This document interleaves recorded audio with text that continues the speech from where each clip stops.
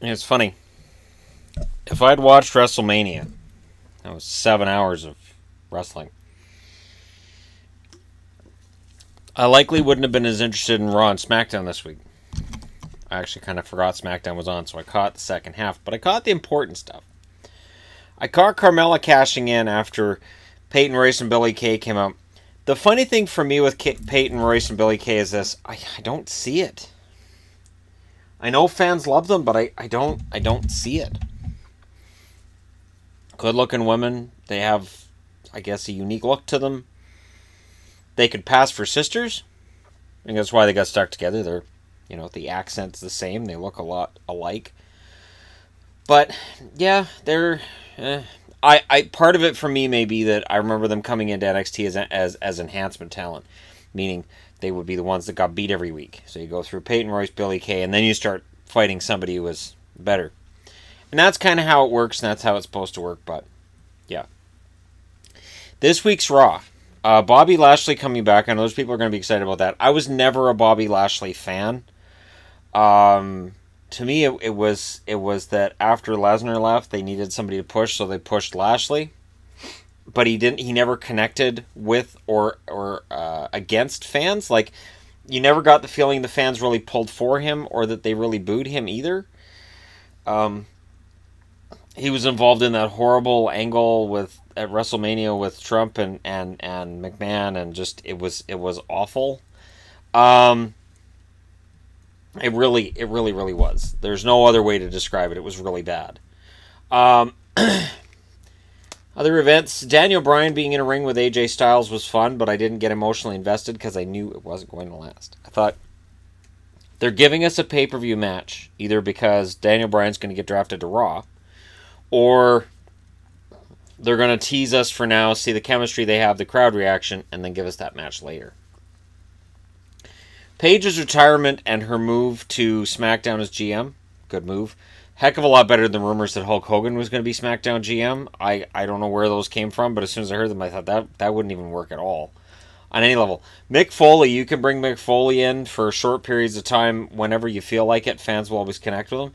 I can't see Hogan coming out as a decision maker, especially considering the fact that for the last 20 plus years, WWE's whole "we took down WCW" thing has in large part been because Hogan was booking himself. And I remember, Vince Russo, Hogan went into business for himself, so, I had to do what I had to do. And it's like, even now Russo kind of tries to play it up like, I had to do it. Yeah, you had to take your cash cow and shoot it in the face, and then be surprised when fans don't buy Jeff Jarrett as your main guy. Elias, again, is kind of fed to the big guy. I agree with, there was a comment I saw on Lords of Pain that was, the fact that WWE keeps feeding Elias to the big names shows that they believe in him. The fact that he's not complaining and that he's taking it shows that he is he's the guy soon. He's going to be the guy. I can remember Triple H jobbing right, left, and center. I can remember JBL jobbing right, left, and center. And then, it happens, and then all of a sudden you're a champ. And Elias at some point soon will be a champ. And nobody has the crowd in the palm of their hands like Elias. He is simply amazing at that. Carmella's cash-in leaves Asuka in a weird place, doesn't it? So here's where I'm kind of confused by the booking, and let me just get this out of the way. You move Asuka over to SmackDown, so we get Asuka against Charlotte. Fine. Alexa here, Little Miss Bliss, she gets to face Nia Jax in a match between the small and the not so small. And honestly, great feud. Right now, Nia looks like she is ready. I thought that was the best Nia's sounded on the microphone in her whole career. And all I could think of was when Lana on Total Divas was talking about, well, I can talk and you girls can't, so you girls can learn a thing from me. And Nia and Natalya taking a lot of offense to that. And I think Natty can talk. I think the thing for Natty is, I don't know that she's great at developing her character, but she can talk.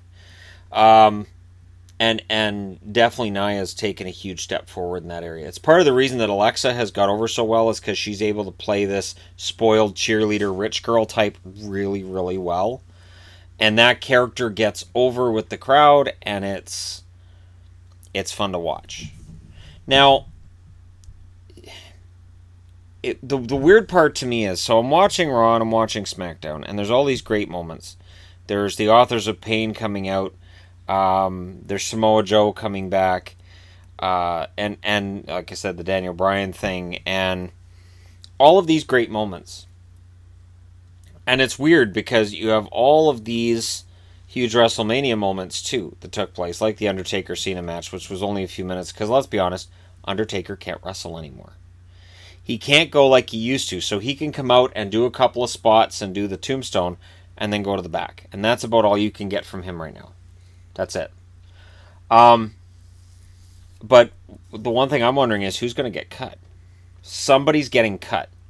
They've got a lot of women in that women's division now. Lots. Tons. The Sasha Bailey feud, I don't care. The weird thing is I got a Sasha Banks hat on, and yet her feud with Bailey, I don't care. I genuinely don't care.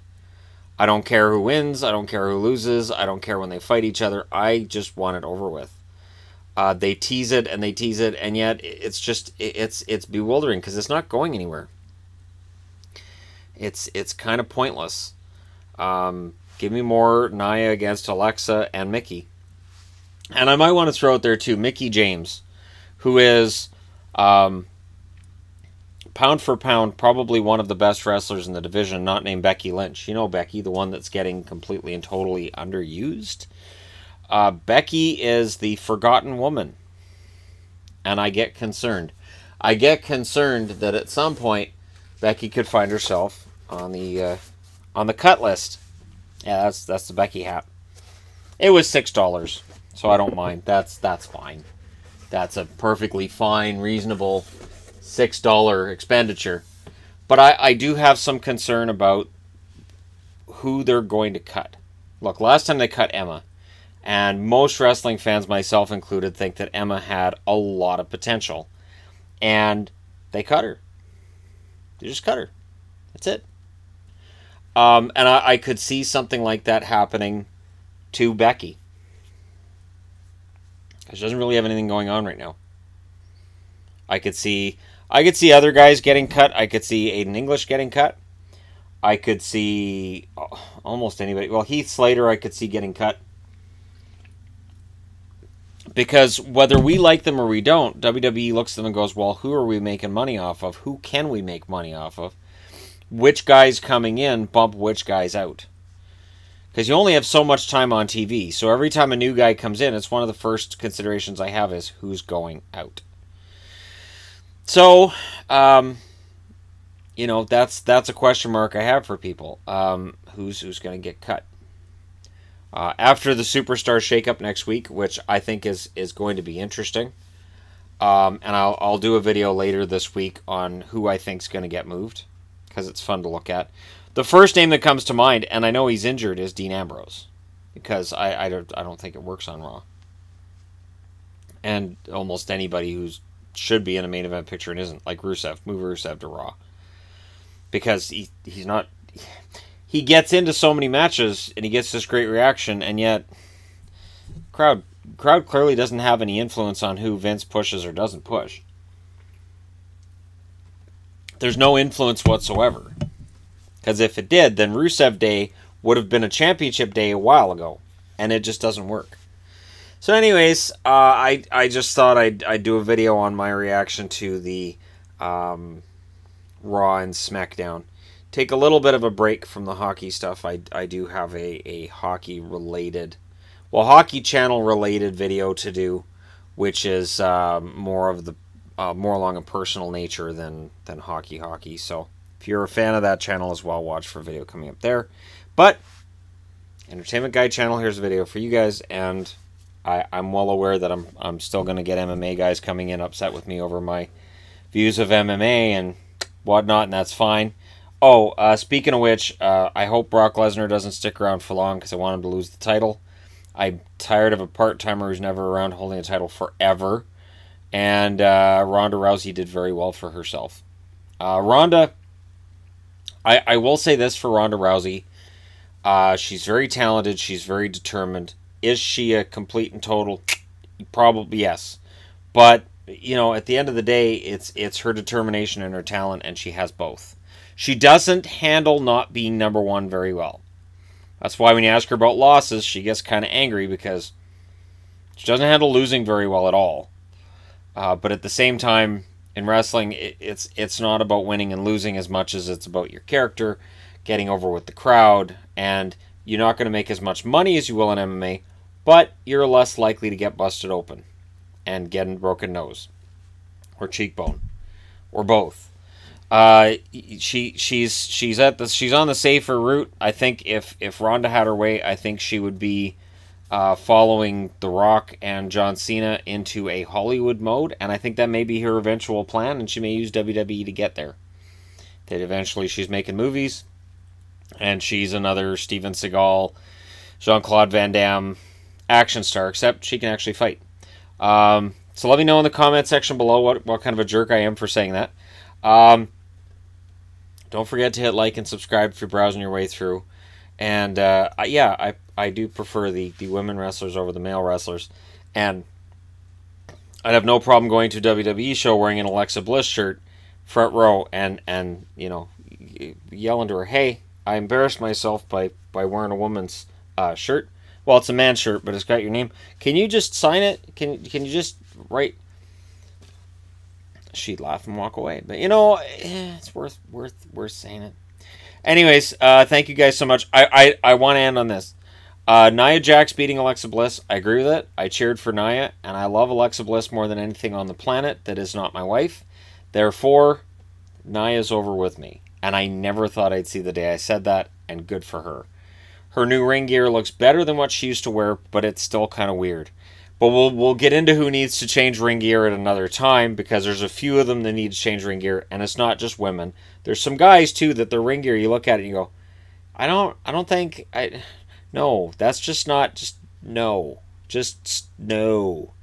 Anyways, you guys can let me know in the comment section below whose ring gear you think needs to get changed. Again, like and subscribe. I'll talk to you again soon.